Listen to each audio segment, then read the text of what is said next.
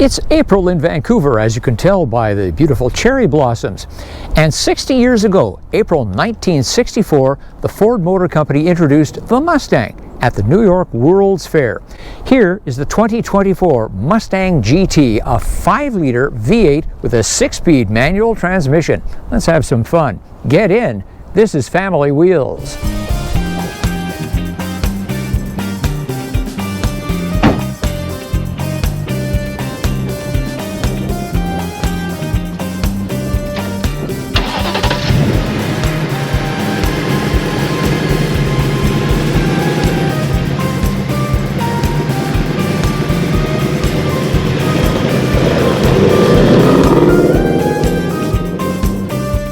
Family Wheels has hundreds of reviews including SUVs, sedans, EVs, and more, and your likes help keep them coming. So log in and give us a like. And while you're at it, subscribe and click the little bell for notifications.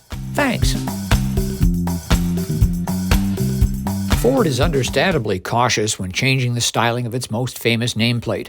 An engineer who once worked for them told me Ford has a whole team devoted to maintaining the Mustang look, and they've done a good job with this update. The main front opening is bigger but also cleaner. Note the 2 lines running the length of the hood, which create a drop-off to the fenders, which matches the width of the thinner headlight package, which is now LED. The other sizable change is at the rear, with an elongated trailing edge that completes the car's sleek silhouette. Ford started branding its small block V8 as 5.0 in 1979 when it had 140 horsepower. Today there's the 5.0 Coyote, officially the TI VCT V8, 480 horsepower and 415 pound-feet of torque on 93 octane premium fuel, and a raspy rock star voice helped by its flat-plane crankshaft. Now, I'm not going to try and turn nearly 500 horsepower loose on a city street, but let's go up one of Vancouver's steeper hills and check the pep.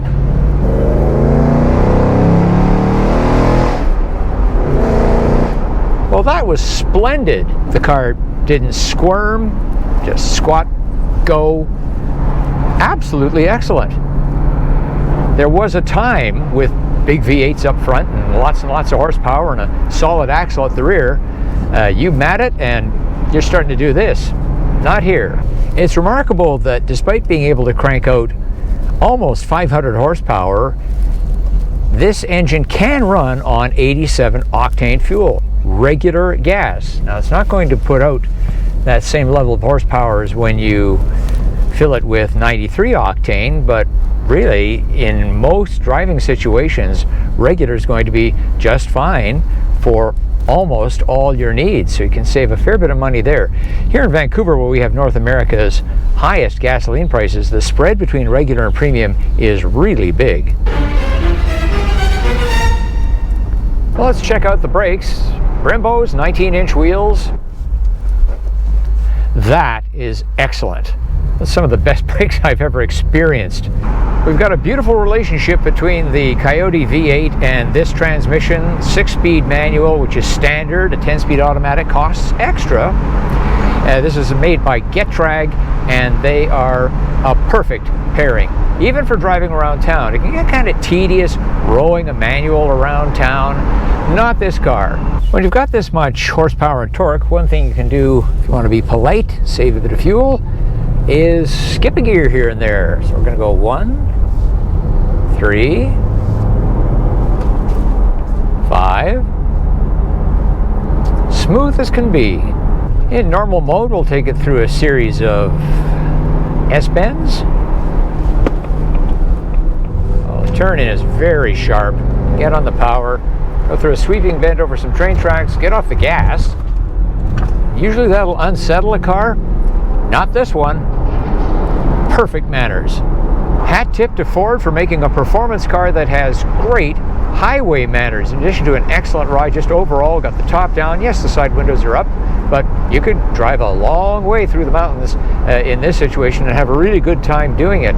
So this is a trip-worthy car. I'm in love with the surprisingly good ride of the Mustang, but let's put it to the test and go down our neighborhood bumpy road. Potholes, patches, speed bumps, the works, and it's taking them all in stride. I have driven SUVs down this road that don't ride as nicely as this car.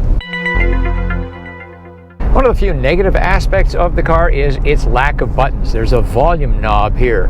There are 6 positions for buttons here. One of them is blanked out. One of them is for the 4-way flasher. Not a lot of hard buttons here.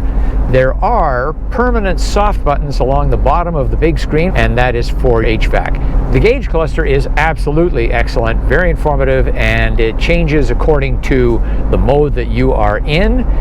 Ford says the audio is designed by Bang & Olufsen, although the famous B&O logo is not seen. But the system sounds good and has wireless Apple CarPlay, Android Auto, and wireless charging. And yes, satellite radio was playing Wilson Pickett singing Mustang Sally. There's a blunt fact here, and that is that this car at this trim is expensive. Inflation has hit the Mustang. Now there are much lower spec ones down to the EcoBoost, the Turbo 4 that you can buy. There's one above this, the Dark Horse for you track fiends out there. This car, MSRP, $60,000 and change. Throw in fees, $13,945 of options. The window sheet for this car tops $76,000.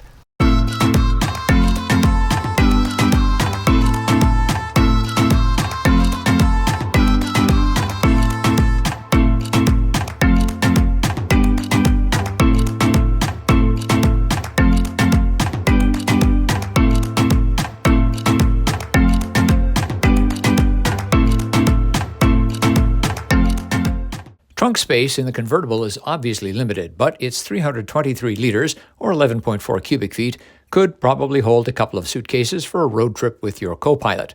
The fastback cargo area is bigger by 53 liters, or 2.1 cubic feet.